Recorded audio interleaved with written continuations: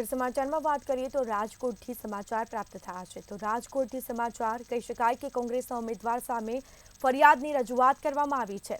પરેશ ધાનાણી વિરુદ્ધ ફરિયાદ દાખલ કરવા રજૂઆત કરવામાં આવી તો ભાજપે ચૂંટણી પંચને રજૂઆત કરી। ચૂંટણી પંચ દ્વારા બંને પક્ષોને સાંભળવામાં આવશે। ધાર્મિક સ્થળોનો પ્રચારમાં ઉપયોગ કરવાનો ઉલ્લેખ કરવામાં આવ્યો છે। તો વાંકાનેરના દરગાહમાં કોંગ્રેસનો ખેસ પહેરીને ગયા હતા। દરગાહમાં પ્રચારનો વિડીયો પણ વાયરલ થયો છે। તો વાયરલ વિડીયોના આધારે ભાજપે આક્ષેપો કર્યા છે અને જે બાદ ભાજપે ચૂંટણી પંચને પણ રજૂઆત કરી છે।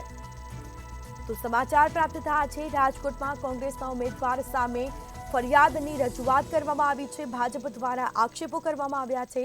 ભાજપે ચૂંટણી પંચને રજૂઆત કરી તો ચૂંટણી પંચ દ્વારા બંને પક્ષોને સાંભળવામાં આવશે અને જે બાદ નિર્ણય લેવાશે। તો ધાર્મિક સ્થળોનો પ્રચારમાં ઉપયોગ કરવાનો ઉલ્લેખ કરવામાં આવ્યો છે। તો વધુ વિગતો સાથે સંવાદદાતા ધ્રુવ કુંડેલ આપણી સાથે ફોન લાઈન પર જોડાઈ ગયા છે। જી ધ્રુવ, રાજકોટમાં કોંગ્રેસના ઉમેદવાર સામે ફરિયાદની રજૂઆત કરવામાં આવી છે તો બીજી તરફ ભાજપ દ્વારા આક્ષેપો કરવામાં આવ્યા છે, શું માહિતી? ચોક્કસથી વાત કરીએ તો લોકસભા અત્યારે કાંટે કી ટક્કર જેવી સ્થિતિ છે। એક બાજુ પરેશ ધાનાણી છે તો બીજી બાજુ ભાજપમાંથી પરસોત્તમ રૂપાલા છે। લોકસભાના કોંગ્રેસના જે ઉમેદવાર છે પરેશ ધાનાણી, તેમના વિરુદ્ધ એક જે ફરિયાદ છે તે ફરિયાદને લઈને એક રજૂઆત છે તે ચૂંટણી પંચમાં કરવામાં આવી છે।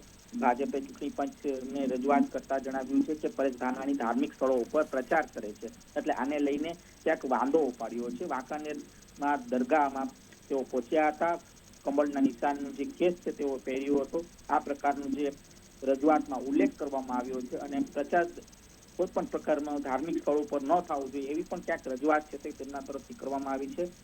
ખાસ તો ઇલેક્શન કમિશન તરફથી કઈ પ્રકારની પ્રતિક્રિયા આવે છે એવું જોવાનું રહેશે, કારણ કે આ પહેલા પણ રજૂઆત થઈ ચૂકી છે। અનેક વખત સામસામા જે રજૂઆત થતા હોય છે ત્યારે વધુ એક જે ઇલેક્શન કમિશનને ભાજપ તરફથી એક રજૂઆત થઈ છે। ખાસ તો આ રજૂઆતને ઇલેક્શન કમિશન કઈ રીતે જોશે એ હવે જોવાનું અતિ મહત્વનું છે। જી બિલકુલથી તમામ જાણકારી આપવા બદલ આપનો આભાર। તો રાજકોટમાં કોંગ્રેસના ઉમેદવાર સામે ફરિયાદની રજૂઆત કરવામાં આવી છે। પરેશ ધાનાણી વિરુદ્ધ ફરિયાદ દાખલ કરવા રજૂઆત કરાઈ છે તો ભાજપે ચૂંટણી પંચને રજૂઆત કરી ધાર્મિક સ્થળોનો પ્રચારમાં ઉપયોગ કરવાનો ઉલ્લેખ કરાયો છે। ભાજપે ચૂંટણી પંચને રજૂઆત કરી